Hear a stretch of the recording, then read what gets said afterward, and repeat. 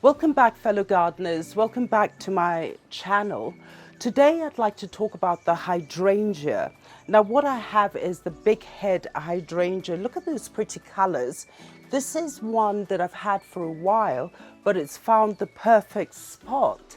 So what I'd like to do today is actually look at it, take a leaf cutting and do a soil propagation so you could also multiply your stock. So let's get on with it.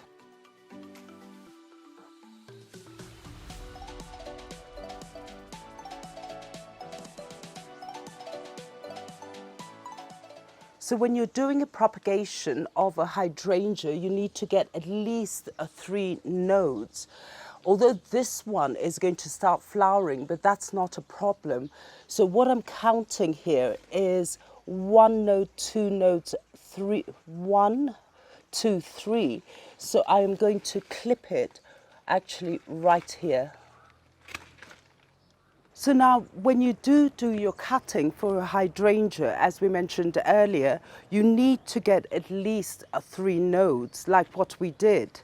So what we do next is that I am going to remove these leaves just like that so that I can expose the nodes. So I'm just going to pull these just like that.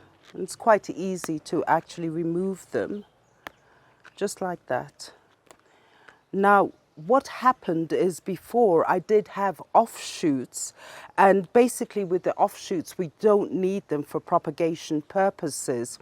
And the other thing is that with the hydrangea, you need a soft stem cutting and not a woody one, because woody ones don't really work that fast, whereas a soft stem cutting actually works much quicker. So as I progressively pull these leaves out, we have to keep at least 2 or 3 of these leaves so for photosynthesis, so that the plant can actually feed itself while it's growing. So I'm going to remove that, and I'm going to remove this one. And I do notice here in the corner, I do have a bud, and I'm going to remove the bud simply like that. Now, the other thing is that what you need to do, although I do have this growing here, is I think it could be a flower. So once again, I'm going to nip it at the top.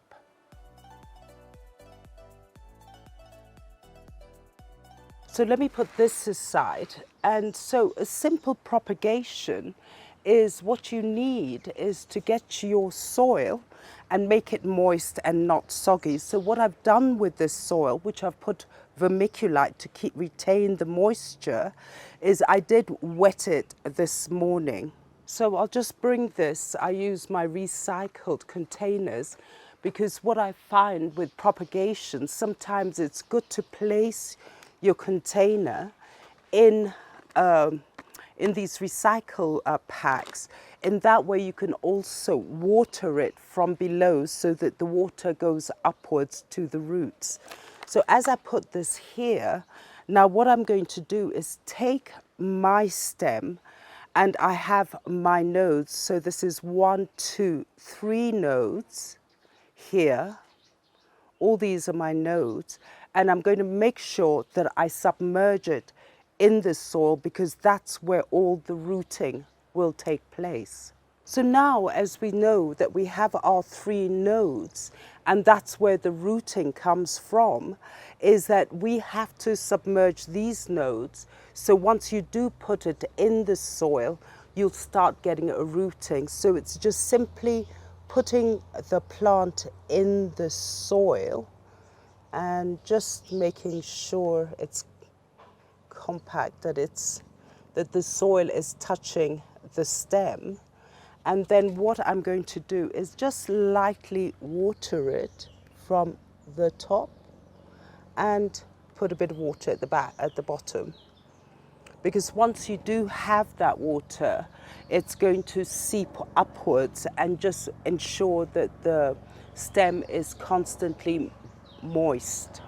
Now, what you could do is, if you do not make it like this and you don't have the container, is basically what you could do is, I find this method works faster, is you get yourself a Ziploc and you open it just like that. This is what you get, a greenhouse effect, which is like it fastens the process. But if I was to put it like this, the leaves are quite tall. So what I would do is actually snip the leaves and make them shorter. It won't make a difference because we do have other leaves that will actually assist with the photosynthesis.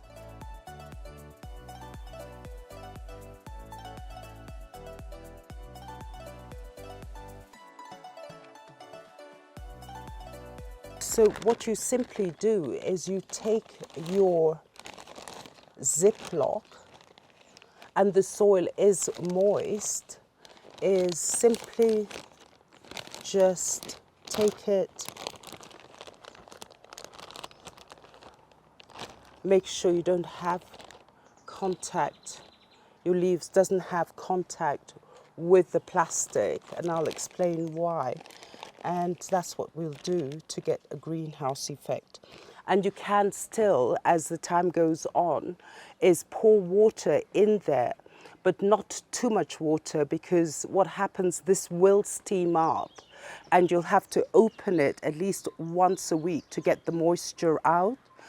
But you have to be careful that you don't forget, because you could end up having mildew.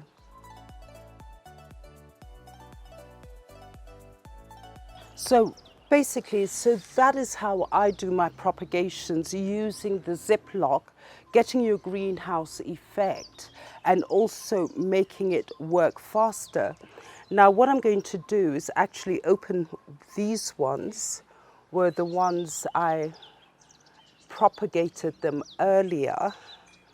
And what I did is I did do a stem propagation using soil.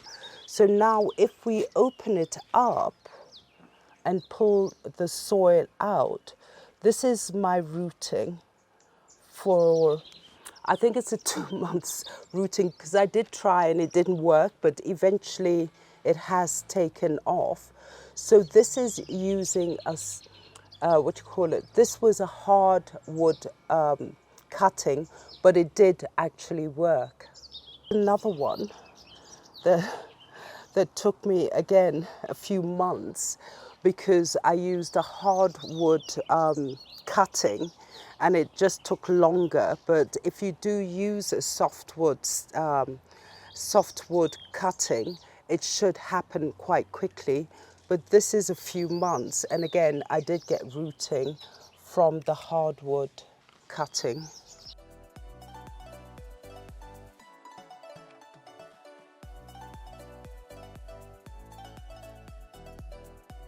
So basically is that when you're looking at hydrangeas, it actually, because there's so many different varieties, it's good to find out what that variety is.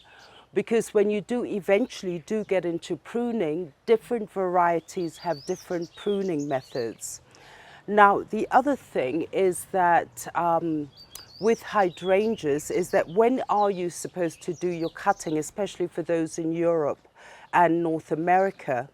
I would actually do my cutting between spring and summer, because during the winter period, the plant does go into dormancy and it's not growing. But as soon as spring comes up and you get all these lovely baby shooting happening, this is the perfect time to actually do your propagation. What sort of requirement does a hydrangea need? First of all, hydrangeas are moisture loving. Now, the mistake I made with my plants, which I'll show you later, is that I did have them in full sun. And what happened is eventually the leaves did turn yellow and they didn't look very healthy. But the perfect place to actually have it is where you get your morning sun and afternoon shade.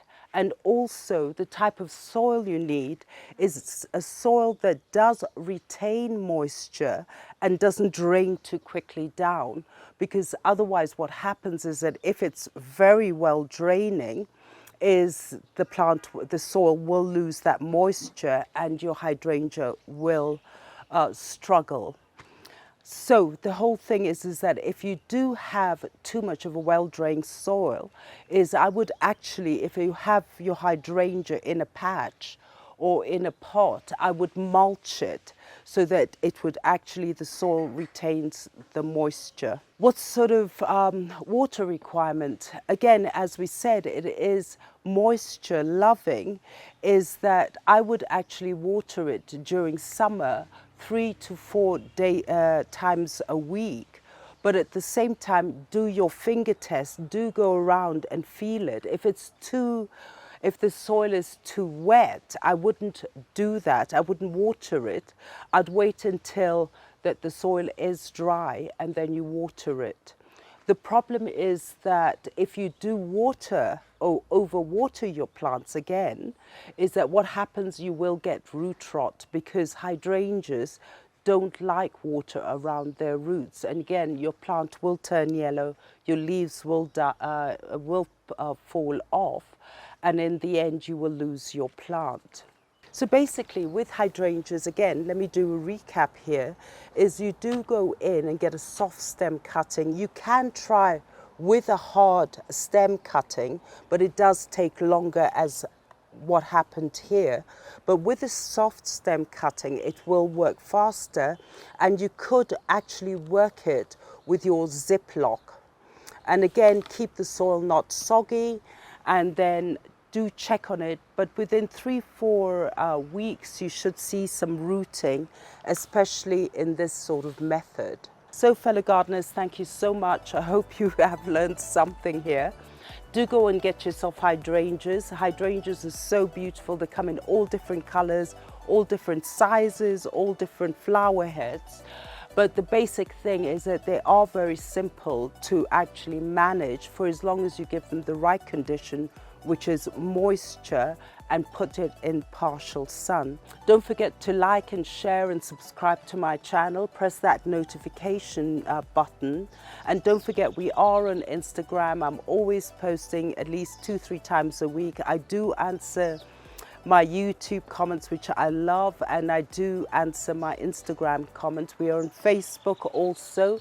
And don't forget, invite your family, your friends. Channel's getting exciting, and have a lovely day. Buy yourself some hydrangeas.